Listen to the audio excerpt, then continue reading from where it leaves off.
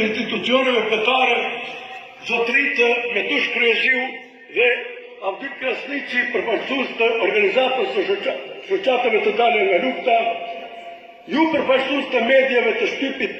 dhe medjave elektronike,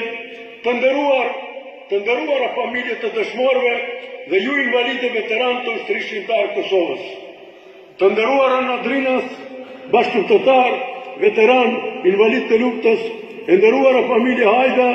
trashëgimtare e nderit dhe krenarisht së dëshmorit të kombit Xhelal Bayram Hajda.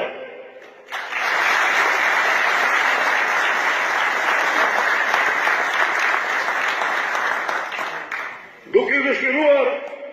mirëardhje dhe qëndrim të këndshëm në këto ndërçastet më solene kur ato tonë fundi historisë veprat. Unë në rast të parë dëshiroj t'i falenderoj tërë grupin që u bënë sebeb që ne sot të jemi bashkë këtu. Në krye të grupit falenderoj zotriun Haxhisha Bandula, punëtor në Perëndim, bashkëpunëtarin tonë të nderuar Safet Abdullahu, pjesëmarrës të luftave në Kroaci, veçanërisht në zonën Gospit të Shërbimit të Nin, zotriun Qerim Cela, zotriun Pajkaj të vllajën e dëshmorit dhe Naif Veseli, njëri prej veprimtarëve që më së shumti ne ka kontribuar në vënien e kontakteve me komandantët e zonës arealit iftarak të Gospitit, zotri Dubravko Krvojic, të cilin sekretari dëshiroj ta përshëndes, dhe të gjithë të tjerë. Por një falënderim i veçantë shkon edhe zonjës Kolita Grabar Kitarevic, që u tregua shumë e kujdesshme në akordimin e këtij takimi dhe në realizimin, njëjtë edhe generalin Tomo Medved, ministër në Ministrinë e Luftës së Kroacisë. I nderuar Tubim Solem, himnet që i keni dëgjuar, e për himnin kroate falenderoj veçanërisht zotriun Xhabir Erulaga, na bën të hapur këtë akt të pranimit të dekoratave të zonjës Grabar Kitarovic dhe të presidentit të ndjer Franjo Tuđman, i cili për së gjalli ja pati dorëzuar kolonel tonit atëre Xhelal Hajdas për pjesëmarrje aktive në betejën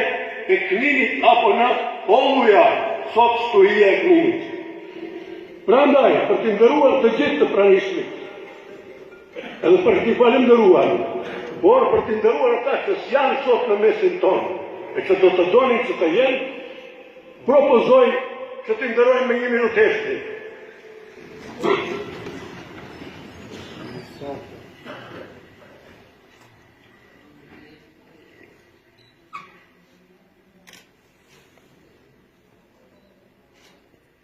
Lavdim!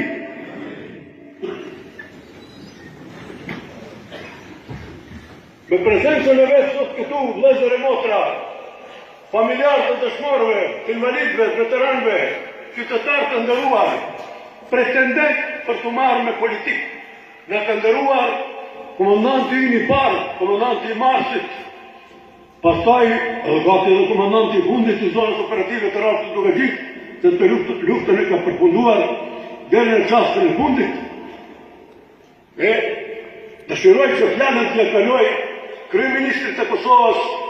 general Ramush Haradinaj.